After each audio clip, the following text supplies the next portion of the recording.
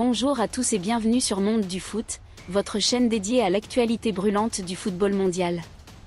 Ce soir, le 14 juillet 2025 à 19h GMT, dans le stade municipal de Berkane, au Maroc, le Ghana et la Tanzanie s'affrontent dans un duel explosif pour une place en quart de finale de la Coupe d'Afrique des Nations féminines CAF Total Energy 2025.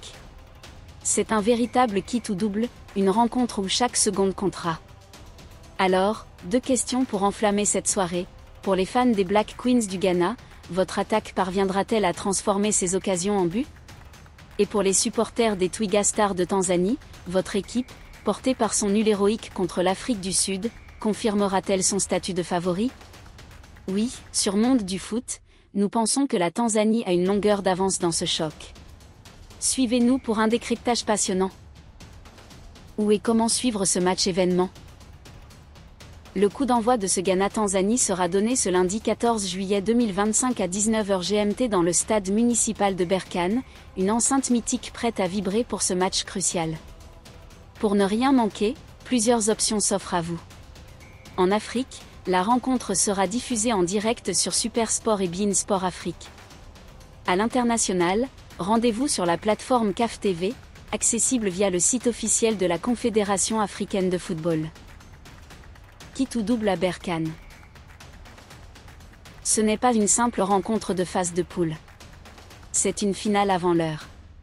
Après 2 journées, le Ghana et la Tanzanie, avec un seul point chacun, jouent leur survie dans cette Coupe d'Afrique des Nations féminines 2025. Une victoire est impérative pour espérer atteindre les quarts de finale.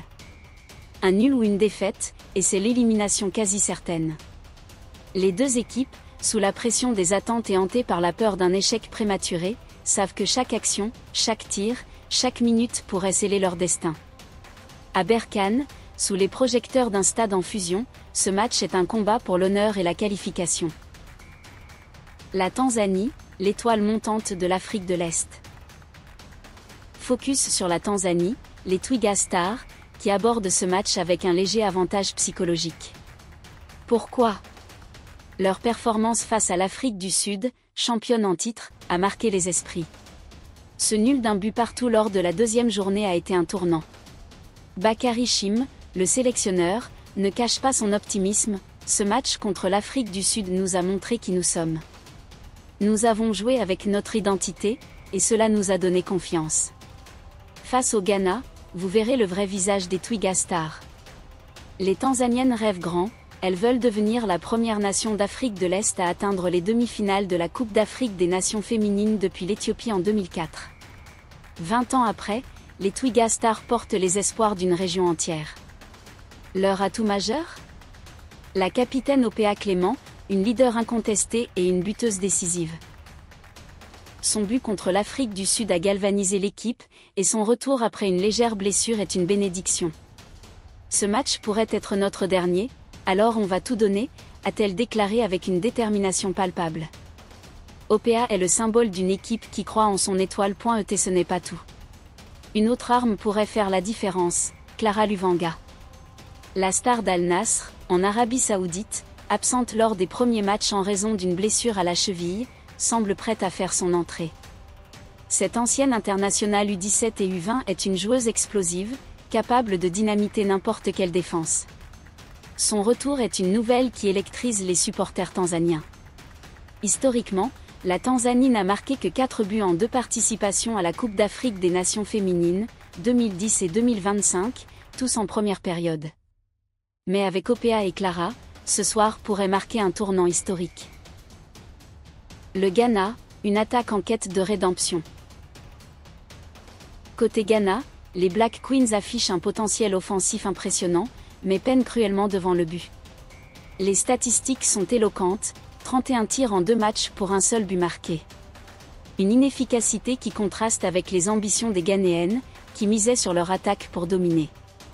Pourtant, le sélectionneur suédois Kim Björkgren reste confiant, nous avons créé assez d'occasions pour gagner. Je suis convaincu que les buts viendront. Ce match contre la Tanzanie est notre moment. Le Ghana doit toutefois faire face à une absence lourde. Doris Baduawa, passeuse décisive contre le Mali, est indisponible. Un coup dur pour une équipe en quête de solutions. Mais Björkgren a des cartes à jouer. Princess Marfo et Princella Adubea pourraient apporter un vent nouveau en attaque. Le coach envisage même un changement tactique, peut-être un système plus offensif pour maximiser les chances de marquer. Nous avons plusieurs options en pointe, et nous sommes prêts à nous adapter, a-t-il assuré. L'histoire récente du Ghana dans la Coupe d'Afrique des Nations féminines n'inspire pas confiance. Les Black Queens n'ont franchi la phase de poule qu'une seule fois lors des 5 dernières éditions, en 2016. Les éliminations précoces en 2008, 2010, 2014 et 2018 pèsent lourd. Une victoire ce soir pourrait les propulser en quart, soit en tant que deuxième du groupe, soit parmi les meilleurs troisièmes. Tout repose sur leur capacité à convertir leurs occasions, un défi à leur portée s'ils retrouvent leur tranchant. Pourquoi la Tanzanie par favorite ? Sur Monde du foot, nous voyons la Tanzanie comme favorite, et ce n'est pas un hasard. Leur dynamique est meilleure, portée par ce nul d'un but partout contre l'Afrique du Sud. Leur jeu, basé sur une défense solide et des contres rapides, semble plus abouti que celui du Ghana. Le retour potentiel de Clara Luvanga et la présence d'Opea Clément donnent à l'attaque tanzanienne un avantage technique et psychologique. Le Ghana, malgré son potentiel, est fragilisé par son inefficacité et l'absence de Doris Baduawa. Cela dit, les Black Queens restent imprévisibles, et un sursaut d'orgueil pourrait tout changer. Ce match se jouera sur des détails.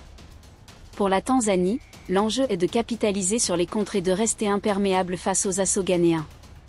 Opea Clément devra guider son équipe avec autorité, tandis que Clara Luvanga, si elle joue, pourrait être l'élément déclencheur. Côté Ghana, il faudra résoudre le problème de l'inefficacité. Princess Marfo et Princella Adubea devront saisir la moindre opportunité, et la défense devra contenir les attaques tanzaniennes, notamment sur les ailes. Le mental sera déterminant. Les deux équipes savent que c'est leur dernière chance. La Tanzanie, boostée par son exploit contre l'Afrique du Sud, semble avoir un avantage psychologique. Mais le Ghana, avec son expérience et sa volonté de se racheter, ne se laissera pas faire. Ce choc promet des duels intenses, des émotions fortes et peut-être un moment historique. Ce Ghana-Tanzanie va au-delà d'un simple match pour la qualification. C'est une bataille pour la fierté nationale, pour l'honneur, et pour une place dans l'histoire du football féminin africain. La Tanzanie rêve de briser le plafond de verre de l'Afrique de l'Est, tandis que le Ghana veut retrouver sa grandeur passée. Sous les lumières de Berkane, les Twiga Stars et les Black Queens vont écrire un nouveau chapitre. Qui triomphera ? Ce match s'annonce déjà comme un classique. Alors, qui l'emportera ? Les Twiga Stars de Tanzanie, portés par leur élan et leur rêve historique ? Ou les Black Queens du Ghana, prêtes à renverser la vapeur avec leur attaque explosive ? Rendez-vous ce soir, 14 juillet 2025 à 19h GMT, pour un match qui s'annonce légendaire.